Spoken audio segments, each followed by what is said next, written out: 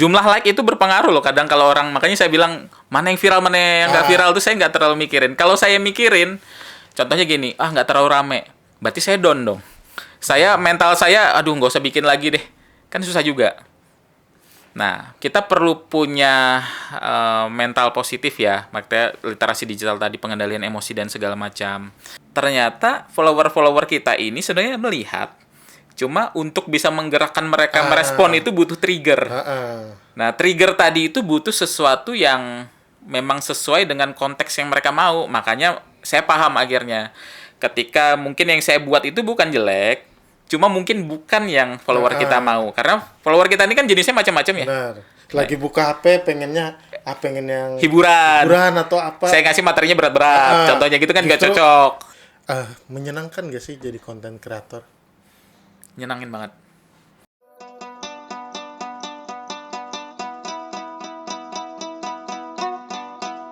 Tuh iye, surah barak antara kalteng. Assalamualaikum warahmatullahi wabarakatuh.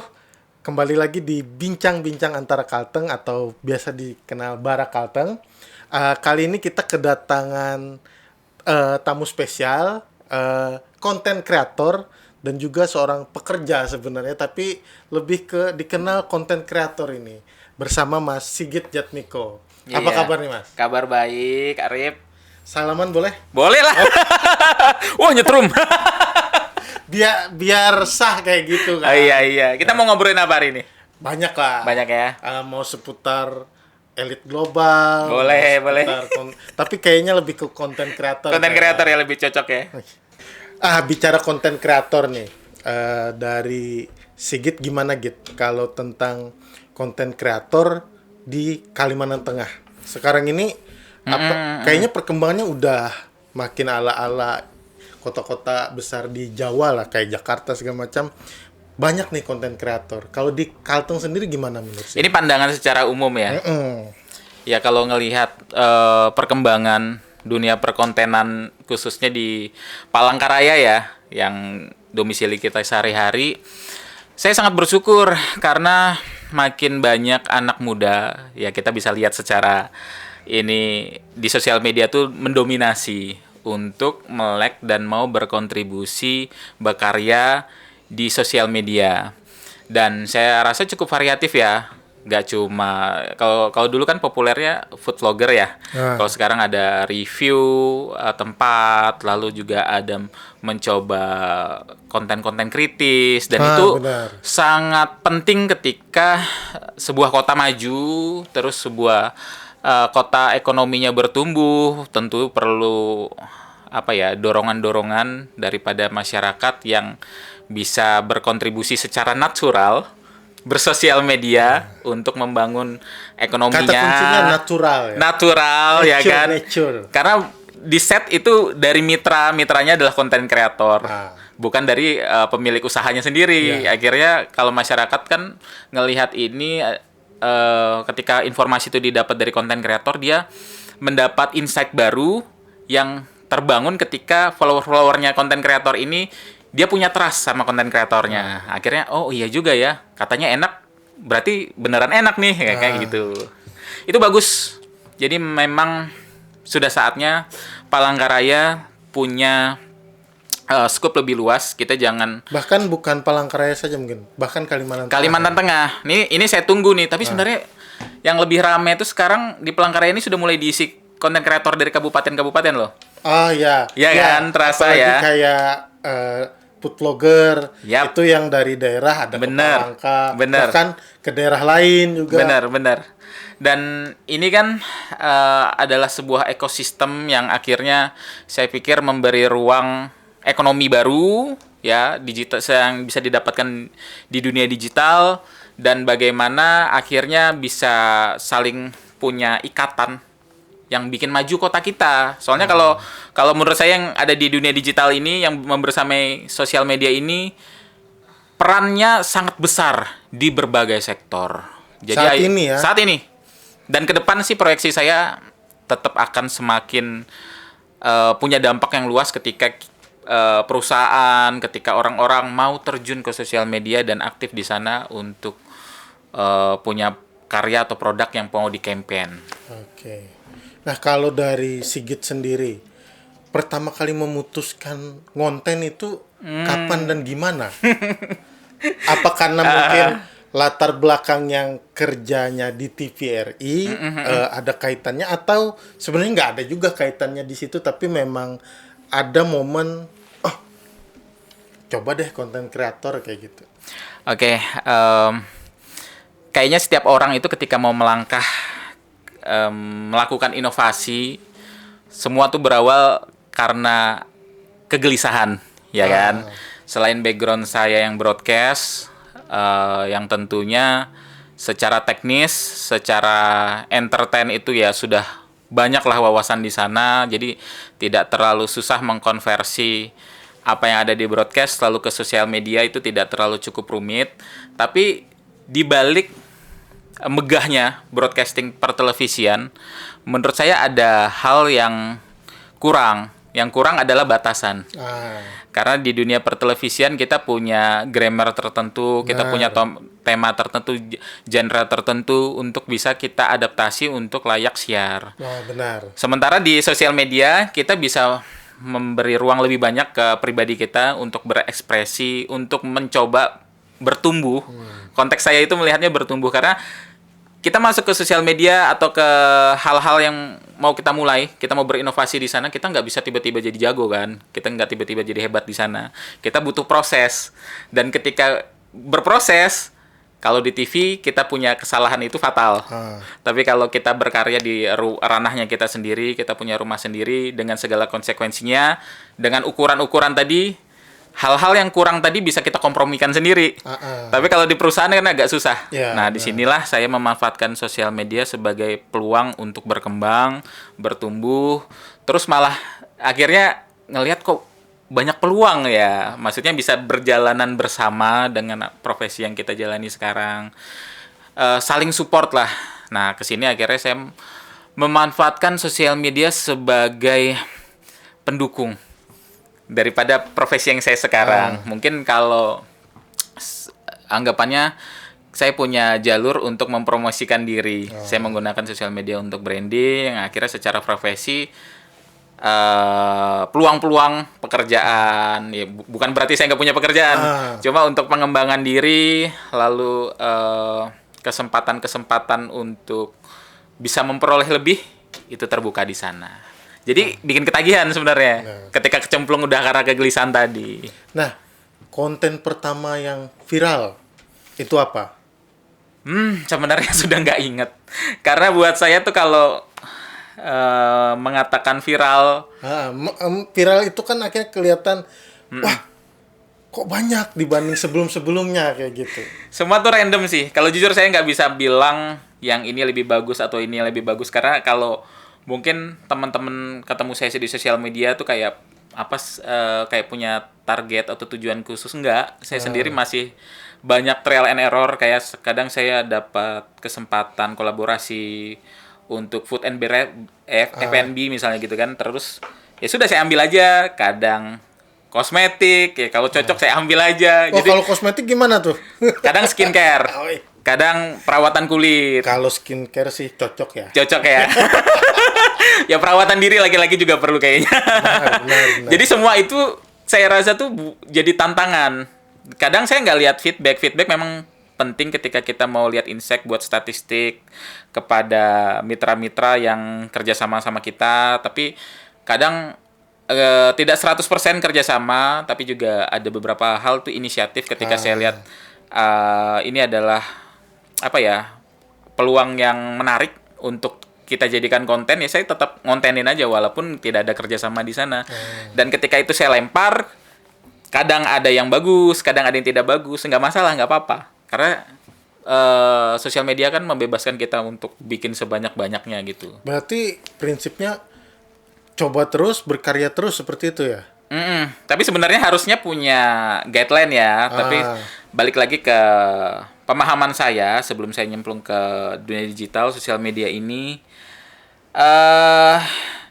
ada batasan kegelisahan itu yang harusnya saya bisa masuk sosial media. Tapi ketika saya masuk sosial media terus saya memiliki batasan lagi, itu kayaknya masuk dari jaring satu ke jaring satu deh kayaknya, nggak ada yang beda. Jadi makanya di sosial media saya merasa saya sendiri yang punya kendali terhadap apa yang mau saya buat. Dia ada beberapa jenis konten kreator ya. Uh, ada yang UGC, user generated content, dia itu settingan. Ya kan, ada yang pola, ya ada yang bahkan bikin cerita yang sedikit realistis gitu, padahal itu settingan semua. Itu juga kan kadang perdebatan ya. Kalau di televisi kan itu standar aturannya jelas. Kayak kalau itu memang tidak benar, ada tulisan ilustrasi, ini cuman drama atau apa. Tapi kadang sekarang itu kalau kita melihat di medsos itu banyak yang terlihat benaran, nyata, tapi ternyata pas baca komen-komen, wah ini nih konten ini konten ini. Iya, konten settingan. Bahkan karena yang upload itu bahkan bukan akun utama. Ada akun-akun yang nyomot upload, agak liar memang juga di satu sisi. Dan itu kan kalau saya sih nggak begitu cocok ya, tapi strategi tiap konten kreator itu beda-beda. Saya lebih suka kayak kita konten kreator yang memegang kendali penuh dengan penuh kesadaran, bukan ngikutin 100% algoritma, karena itu nggak ada batasan akhirnya. Nah, ini balik kenapa sih saya setegas itu berkarya, yang kayak saya bilang nggak pengen punya batasan segala macam. Ya kalau saya pikir-pikir kan, sebenarnya saya tidak 100% di dunia konten kreator. Saya udah punya pekerjaan, saya udah punya penghasilan. Ya, kenapa saya harus lupa diri untuk berkarya dengan menghalalkan segala cara. Nah, karena saya punya pemahaman tidak semua hal harus kita ikutin. Algoritma itu kadang bisa membuat jadi baik, kadang juga menjebak. Itu bisa di breakdown nggak? Maksudnya di lebih secara umum lah. Yang bikin negatifnya seperti apa, contohnya misalnya kayak gitu? Tidak semua masyarakat kita, teman-teman kita di sana itu ketika bersosial media punya kemampuan literasi digital yang bagus. Itu saya setuju itu. Benar kan? Tidak semua orang itu ketika pegang handphone, pegang sosial medianya tuh ngerti batasan, ngerti mengendalikan emosi, sehingga ketika mungkin kalau kita lihat orang kayaknya di kesehariannya biasa-biasa, tapi kalau udah bersosial media bisa menulis yang lebih kritis, terus arogan, ya kan? Ini adalah hal yang menurut saya konteksnya itu kurang bisa menjembatani bahwa sosial media adalah jejaring sosial yang menghubungkan satu sama lain, tapi ini membuat dunianya sendiri. Jadi ada dunia nyata sama dunia maya gitu kan, kesannya gitu. Padahal kalau menurut saya konteksnya jangan begitu. Kita ketika minim literasi digital tadi dan ada pengaruh algoritma di sana, mungkin orang-orang yang lagi bertumbuh dia merasakan mungkin ketika memposting sesuatu terus ada konflik, ada sensasi, ada endorfin yang dia dapat, kepuasan dari apa yang dia lakukan. Ini menjebak, saya bilang. Akhirnya mungkin di dunia nyatanya dia tidak dapat perhatian, di sosial media dia dapat perhatian. Dia merasa itu hal yang positif, padahal kalau dengan penuh kesadaran sepertinya itu bukan hal yang positif. Dia lanjutkan terus sampai blunder, akhirnya cukup kompleks masalah yang ditimbulkan ketika bahkan algoritma itu tanpa disadari mempengaruhi si konten kreator kayak gitu ya. Betul. Jumlah like itu berpengaruh loh kadang kalau orang, makanya saya bilang mana yang viral mana yang nggak viral tuh saya nggak terlalu mikirin. Kalau saya mikirin, contohnya gini, nggak terlalu rame, berarti saya down dong. Mental saya, aduh nggak usah bikin lagi deh, kan susah juga. Nah, kita perlu punya mental positif ya, makanya literasi digital tadi, pengendalian emosi dan segala macam. Ketika bukan cuma like, tapi ketika minim respon di sosial media sana, kita tetap bisa evaluasi dengan cara yang benar. Ketika pun responnya negatif, mungkin dari komentar-komentar dan segala macam, ya kita juga bisa pilah. Jangan sampai kita bersosial media nih pengen bertumbuh, terus ada hal yang kurang menyenangkan tuh yang pasti direspon sama user-user lain kan, terus kita emosi, terus kita dapat apa dong? Kita udah capek, posting, kita pengen respon bagus, terus kita emosi. Nah, inilah problem yang ketika literasi digital itu kurang. Perlu kiranya teman-teman yang pengen nyemplung di sosial media ini punya kesadaran dan punya kendali penuh terhadap apa yang dia kerjakan, apa yang dia posting, apa yang dia buat. Benar. Itu.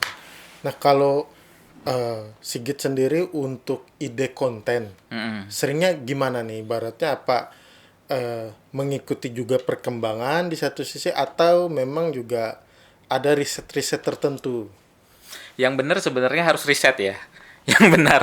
Cuma kalau ditanya secara personal saya melakukan apa tidak, jujur saya karena tidak 100% di sosial media konten kreator tadi, saya lebih memilih untuk peka.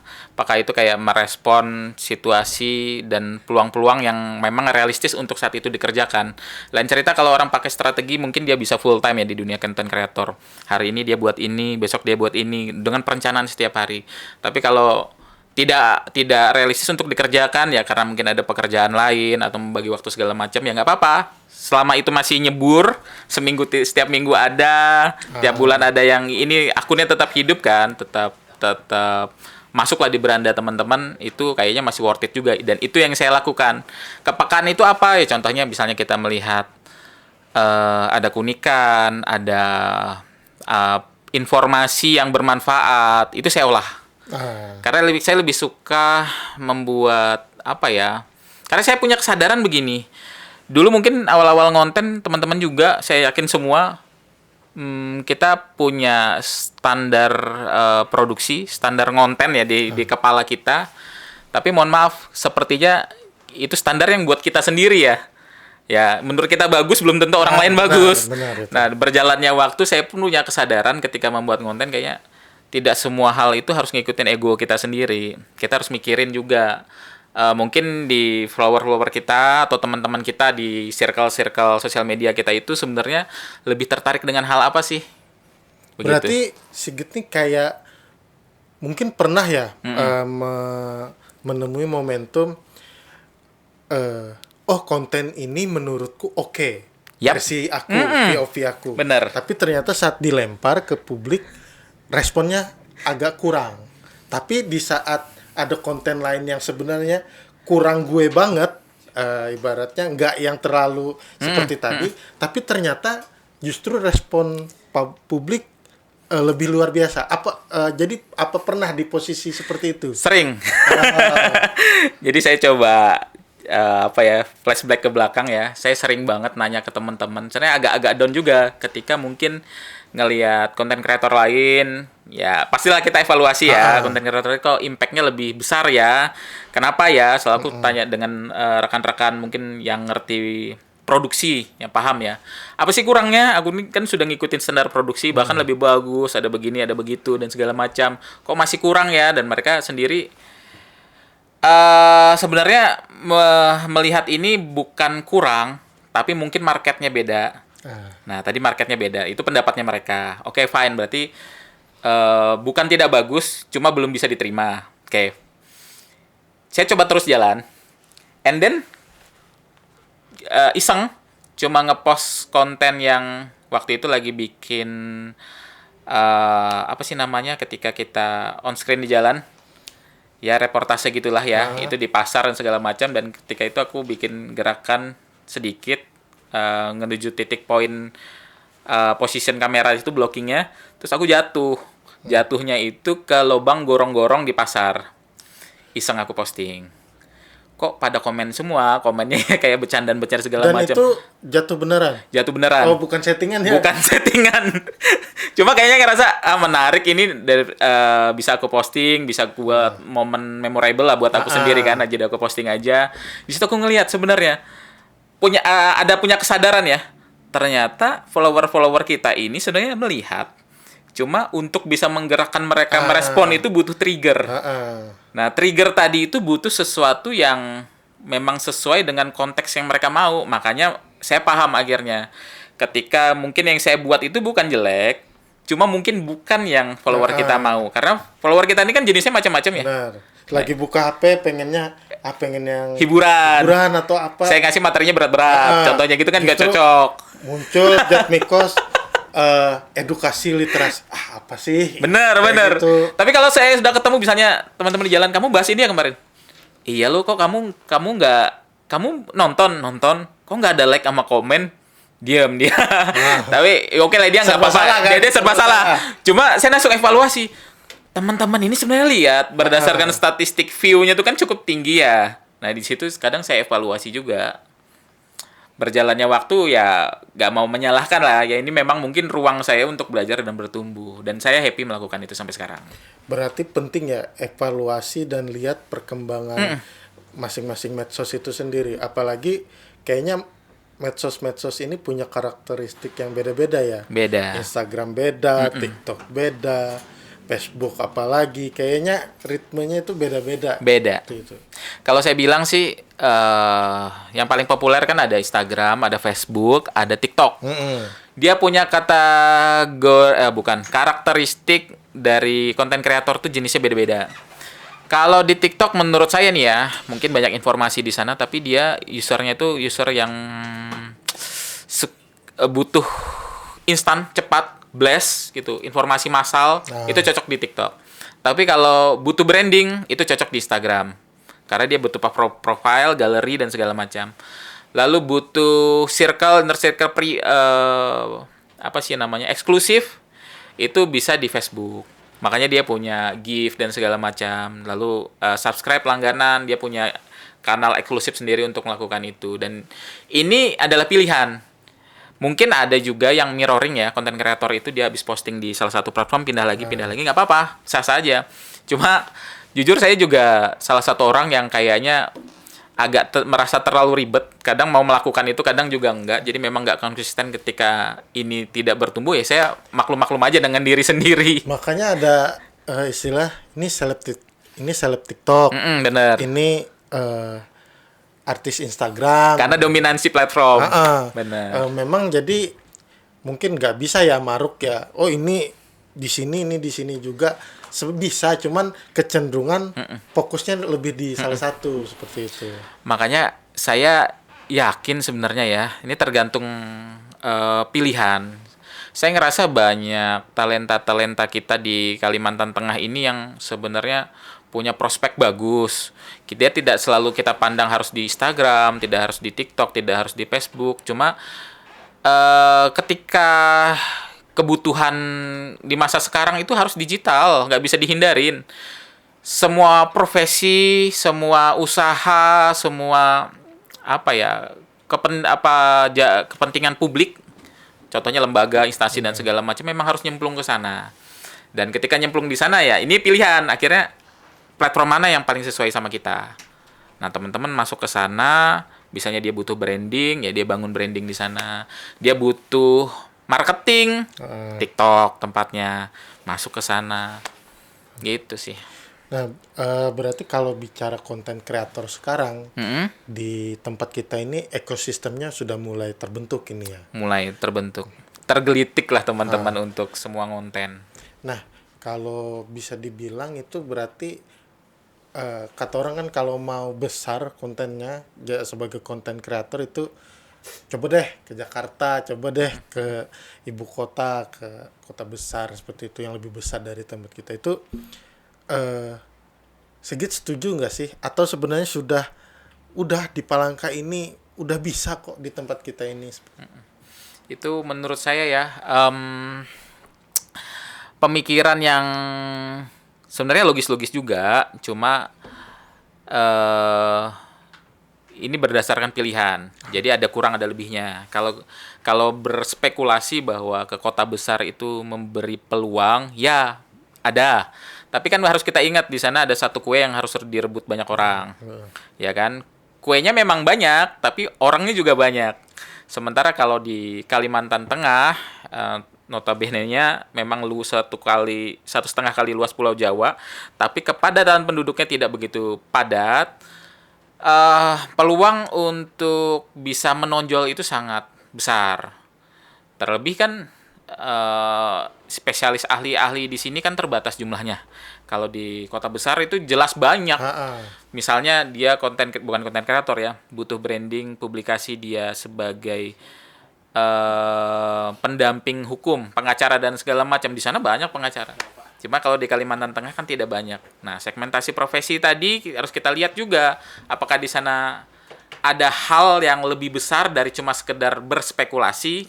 Contohnya dia sudah punya manajemen di sana yang bisa mencarikan pekerjaan, memasukkan job-job dan segala macam, atau tidak ada, itu spekulasi sama sekali. Akhirnya harus melakukan penawaran-penawaran. Menurut saya masih bisa, hal yang diincar tersebut masih bisa kok dilakukan dari Kalimantan Tengah ketika memang apa yang kita buat ini sudah cukup punya impact skala luas, selevel nasional, pekerjaan itu bisa kok dilakukan. Konten kreator daerah-daerah lain pun sama. Ketika mungkin ada pekerjaan cukup besar, ya brandnya tidak harus brand lokal, ada brand dari kota besar, itu masih mau kok kerja sama konten kreator yang ada di Kalimantan Tengah. Benar tuh, soalnya kita kan kerjaan kita nih di industri media ya, di media. Kalau ada rekanan yang nyari juga kadang kan ngontak kita, ada nggak sih kenal konten kreator di sini siapa? Jadi brand-brand luar itu nyarinya juga bukan justru yang dari kota ke sini nasional, tapi nyari yang di daerah ini siapa sih, yang penguasanya siapa sih, yang terkenalnya kan seperti itu. Nah kalau dari Sigit nih pengalaman konten, biasanya kan gak jauh-jauh juga dari netizen ya. Pernah nggak nemu komen yang julid, yang bikin sakit hati, yang wah kok gini banget kayak gitu? Kalau sarkastik, jujur kayaknya memang followers aku nggak sampai ke sana, nggak sejauh sana ya kan memang. Karena mungkin pengaruh konten-kontennya bukan yang bukan yang sensasional gitu kan, bukan yang konflik-konflik, nggak ada. Tapi kayak lebih saya yakin juga user-user kita ini kritis sih. Problemnya dikritis, tapi saya ngelihat itu bukan masalah. Cuma ketika secara literasi digital kurang, memang kekritisan mereka tuh bisa membangun sentimen yang kurang nyaman. Mungkin di komen, atau ya nggak sulit ya ketika mungkin tidak suka sama orang lain terus nyenggol-nyenggol gitu. Tapi saya nggak masuk ke sana sih. Saya nggak pernah merasa itu sebuah problem. Dan ketika ada hal yang perlu dikomentarin dan komentarnya itu membangun, saya tetap terima dengan lapang dada buat berbenah, nggak masalah. Karena buat saya itulah evaluasi untuk membangun ya. Kalau saya abaikan itu ya bagaimana ya? Nggak ada perubahan-perubahan akhirnya. Saya stagnan dengan diri sendiri. Betul.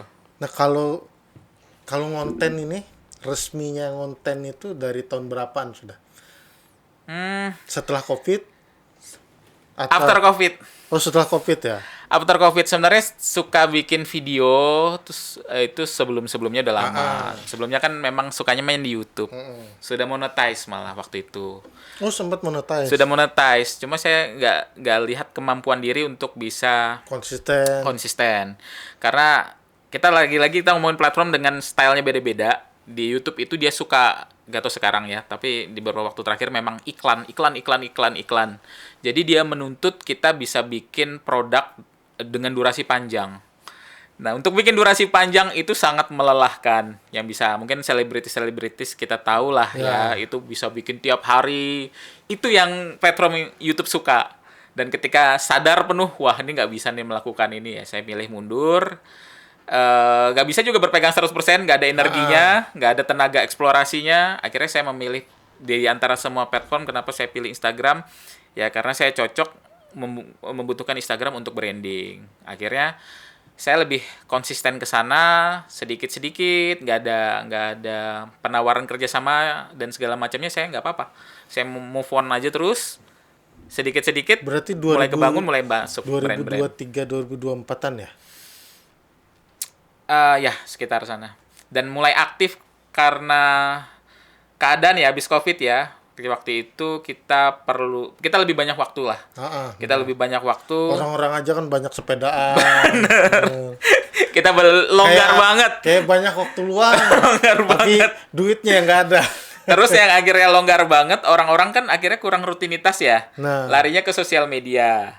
Nah, ketika sosial media, saya bukan 100% sosial media waktu itu. Saya waktu itu sering mengisi, karena momennya tuh pembelajaran digital, saya banyak mengisi kelas-kelas. Dan ketika saya mengisi kelas-kelas, ya ini berjalan beriringan saya membangun branding di sosial media. Itu berarti narasumber sebagai pekerjaan ya? Ya, praktisi.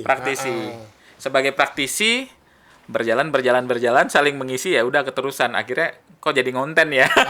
Jadilah konten kreator. Dari setiap kelas itu ya lumayan sih besar, antara 50 paling sedikit, habis itu ratusan. Jadi bayangin aja setiap momen ada audiens sebanyak itu, ya mau nggak mau, follow nggak follow, ya mereka kenal saya.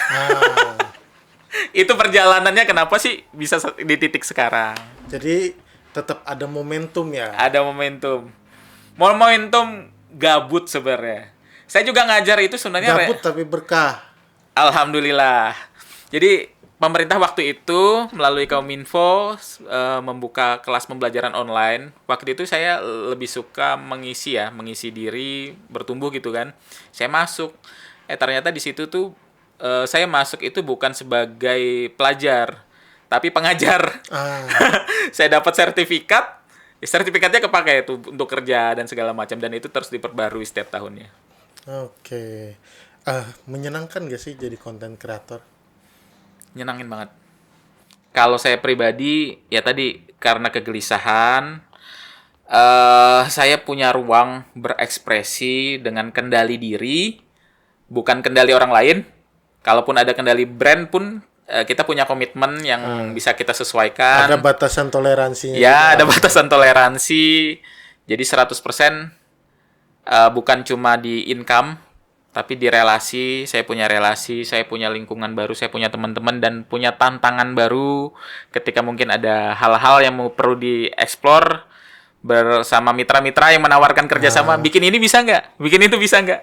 Mikir gitu kan. Oh bisa, ayo coba gitu. Itu kalaupun salah, walaupun maksudnya produk itu tidak 100% tepat sesuai ekspektasi kita, cuma perjalanan itu yang membuat saya merasa hidup setiap harinya. Selain cuan, pernah dapat apa aja nih selama konten? Yang pasti dapat apresiasi ya, dapat kepercayaan tuh kayak apa yang saya lakukan ini, saya bukan orang yang cuma bicara di belakang meja, tapi saya berani ketika saya berbicara, saya terbuka begini, didengar banyak orang, saya siap untuk dikritisi, dievaluasi, dan sebenarnya kesiapan inilah yang membuat orang-orang lain percaya sama saya. Jadi apapun yang saya lakukan, mungkin saya bicara, orang percaya sama saya. Mungkin kalau orang ada kuat gitu, kalau orang hebat itu kentut aja dianggap sudah kayak kata-kata bijak.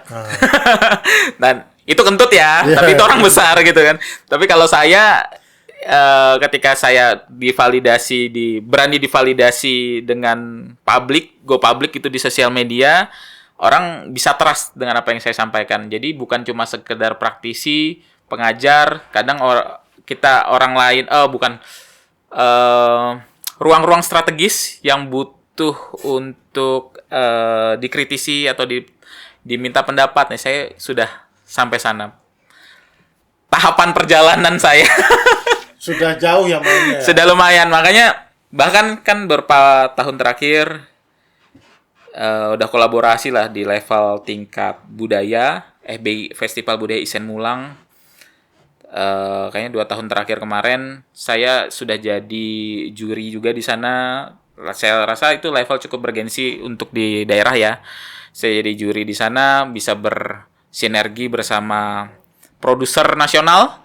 Ya kan udah cukup bisa ini, lalu juga ada komunitas yang bisa memberi ruang saya akhirnya yang cuma konten kreator biasa ketemu pejabat-pejabat kelas berbintang gitu kan. Itu buat saya lebih daripada uang sih sebenarnya. Tidak semua orang bisa sampai sana. Pentingnya branding diri juga. Branding diri. Tapi kalau pengalaman nih, selain mungkin imbalnya berupa rupiah kayak gitu, Benar. atau dolar mungkin, atau ringgit. Dolar ringgit. Ah, apa aja nih ibaratnya pernah saya mungkin kan endorse Git bantu promosiin produk makanan dong, dapatnya makanan. Bantu cat, dapatnya cat kayak Bener, gitu. bener. Ya bukan uang, atau mungkin diajak jalan-jalan keliling Indonesia kah? Apa itu pernah diterima seorang Jatmikos kayak gitu? Pernah. Kita kan pernah ngobrolin ini sebenarnya ya. Tapi gimana ya? Kadang ada sisi sentimental. Oh, Sisi sentimental buat saya sendiri. Kita waktu itu pernah ngobrol ya. Ngobrol bagaimana sih saya menikmati achievement yang saya dapat. benar. Dari hal-hal kecil mungkin tadi kan kita ngomongin sebesar apa atau sekecil apa. Buat saya itu sama semua. Tapi ketika saya dapat itu dari peluang yang saya kejar di dunia perkontenan ini, saya ngerasa bangga dan puas. Bahkan hal-hal kecil saya cerita, ya gak apa-apa ini kita obrolin ya. Kita dapat kayak goodie bag, kita dapat bahkan yang lucu-lucu ya, koper, tiket, segala macam. Itu buat saya tuh sudah cukup sentimental karena saya ngerasa saya tidak perlu repot-repot untuk effort untuk membeli tiket misalnya. Ada orang lain yang bisa mungkin waktu itu berkolaborasi membutuhkan, iya dia memfasilitasi membayar tiket dan segala macam. Itu buat saya udah sentimental banget karena tidak semua orang bisa sampai sana. Benar. Gitu. Jadi bagaimana menerima ya, istilahnya tidak yang Kepuasannya, ah, kepuasannya beda. nggak harus sekian atau apa. Jadi kayak misalnya dapat barang, ternyata barangnya bermanfaat mungkin. Iya kan, saya bilang balik lagi, saya nggak naif sebenarnya. Kalau ngonten dapat cuan, siapa sih yang nggak happy? Benar. Semua konten kreator itu bahagia banget kalau dapat cuan. Cuma kan saya pikir-pikir lagi, ketika mungkin saya membandingkan, harus mengcompare itu, ada rasa tidak puas. Jadi fokus saya akan hilang untuk bertumbuh tadi. Wah, kenapa sih yang di sana dapat banyak, aku dapatnya dikit gitu kan? Akhirnya ada rasa tidak puas dan saya menyadari bahwa ketidakpuasan, kekurangan tadi itu berasal karena tidak 100% untuk berkontribusi di sosial media. Wajar lah menurut saya ketika ada konten kreator lain bisa lebih besar karena dia 100% all out, tiap hari ngonten, tiap hari bangun brand. Memang Gitu. fokusnya di situ juga. Kan? Dan saya sangat bersyukur masih dipercaya untuk bekerja di stasiun perusahaan yang cukup besar, televisi kan. Lalu juga ada kepercayaan mitra-mitra, ya sudah saya pikir marketnya semua ada masing-masing. Kalau semua saya ikut-ikut juga, ya gimana ya, kayaknya kasihan kue-kuenya jadi kecil. Ya. Gitu. Ada rezekinya masing-masing. Iya, kalau udah kayak gini kan jadi kayak apa ya? Ada ekosistem yang bisa sehat kita bangun. Ketika semua konten kreator punya kesadaran Penting yang ya sama. membangun ekosistem yang sehat itu. Penting. Karena apa? Supaya nggak toksik juga. Bener. Kalau konten kreator di kota besar, jujur nih pasti penonton kita ini semua melihat, ketika melihat televisi, mereka punya apa ya? Punya isu yang kurang enak satu sama lain. Akhirnya itu dijadikan highlight informasi, berita dan segala macam. Saya rasa itu kurang sehat deh ya, karena Udah mulai ngejulitin sebelah. sebelah cuma bisa dapat perhatian tadi ya kan, kayaknya kurang sehat di sana. Sementara kita sendiri ngerasa itu bukan target utama, tapi di kota-kota besar sudah harus melakukan itu gitu kan. Nah, kalau di Kalimantan Tengah saya pikir masih cukup sehat. Konten kreatornya ya hampir 100% walaupun ada ya pasti ada lihat yang terbaru kan. Tidak harus julid, tapi job mereka jalan-jalan aja tuh. Brand kerjasama masih tetap jalan-jalan aja. Dan bahkan saya lihat sudah mulai kolaborasi antar konten kreator. Ini malah bagus banget. Ya kan? Karena akhirnya follower yang satu juga bisa muncul di follower yang satu. Akhirnya lebih besar lagi. Lebih sehat lah. Ya. Lebih sehat. Nah, kalau orang mencari nama Jatmikos nih Mm-mm. di pencarian Instagram 5 tahun lagi, Mm-mm. kira-kira sosok kayak gimana yang akan orang lihat? Apakah mungkin akan ada banyak perubahan atau mungkin seorang Jatmikos ini memproyeksikan diri, "Wah, aku mau tetap seperti ini dengan perubahan-perubahan yang minor seperti itu." Oh, ini kayak proyeksi diri ya? Iya, kita bicara masa depan, visi. Mungkin visi pribadi gitu ya? Iya. Kalau visi pribadi sebenarnya saya punya cita-cita gitu kan. Kayaknya semua orang hidup itu harus punya cita-cita. Dan ketika perjalanan di rentang usia sekarang yang sudah tidak muda lagi, antara menimbang hal yang realistis sama hal yang agak masih jauh ya, itu kita harus berada di tengah-tengah. Dan ketika momen ini, saya berharap sih saya bisa jadi orang yang bukan cuma saya bersosial media kan saat ini untuk diri sendiri. Cuma saya punya momen kesempatan yang saya tuju tadi, mungkin 5 tahun ke depan atau berapa tahun ke depan, saya bukan untuk diri sendiri, cuma lebih untuk ke banyak orang lain.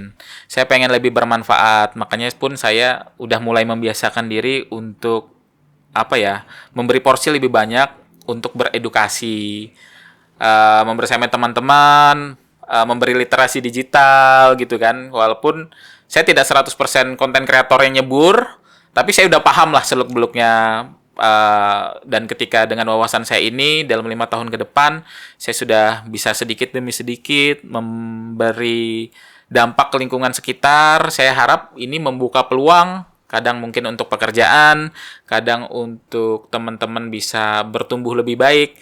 Dan buat saya, kalaupun harus berada di puncak, kalau bisa sama semuanya kita sama-sama di puncak, itu kayaknya lebih punya arti gitu. Itu sih 5 tahun ke depan. Siap. Ini ada sesi sedikit ala-ala seperti ini.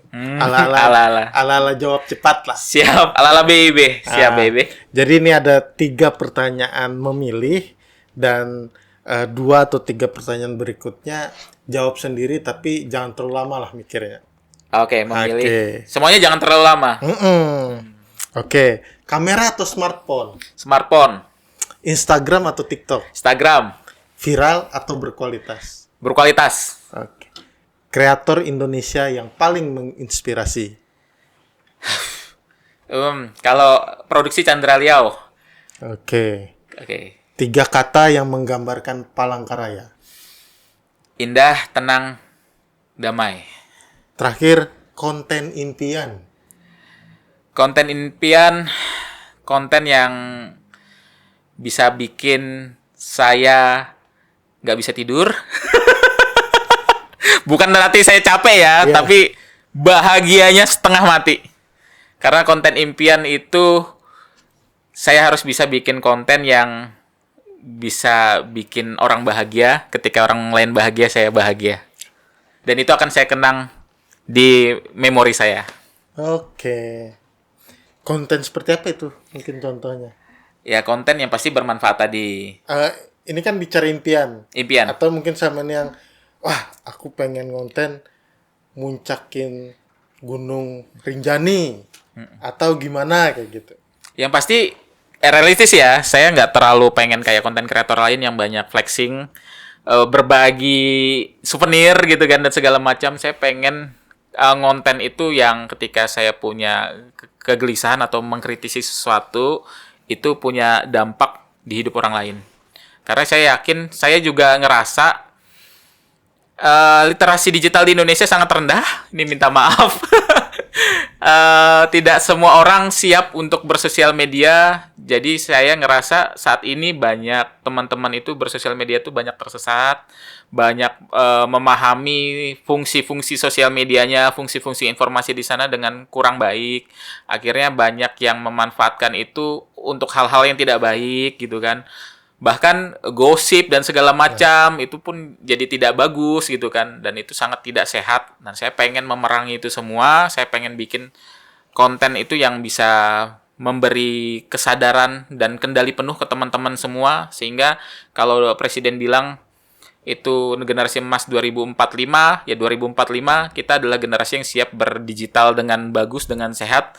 Dan jangan takut, karena di Indonesia salah satu pengguna sosial media yang paling besar sedunia, harusnya kendali itu di tangan kita, bukan di kendali daripada organisasi-organisasi global yang punya pengaruh lebih luas. Dan saya rasa itu di tangan masyarakat Indonesia. Sudah mainnya global ini. Global. Saya takut ada rudal-rudal nanti. Wih tuh.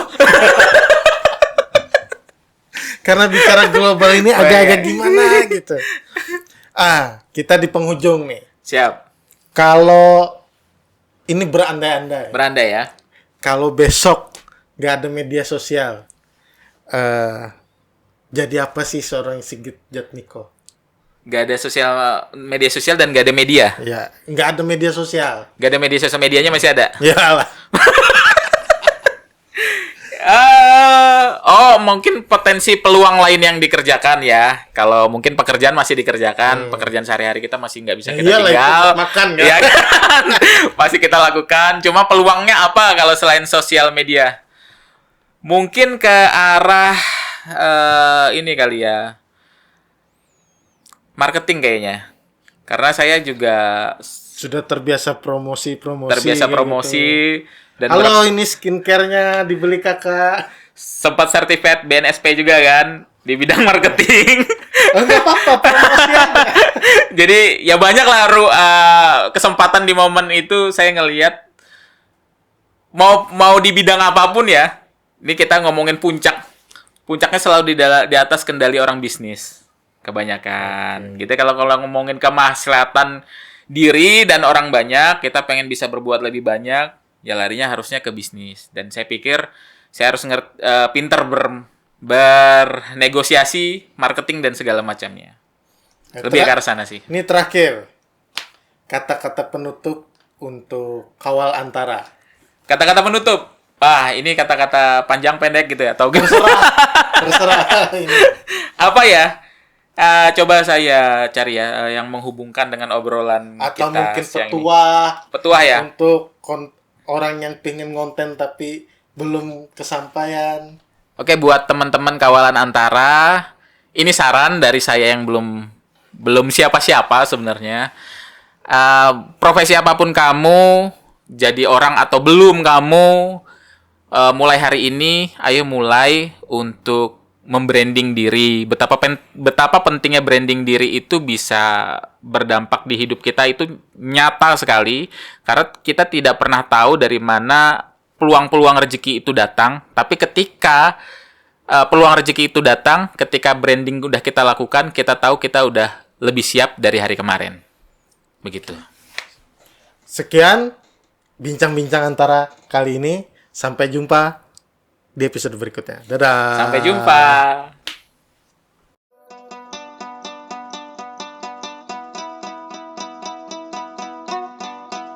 Tuh iye, surah barak antara Kalteng.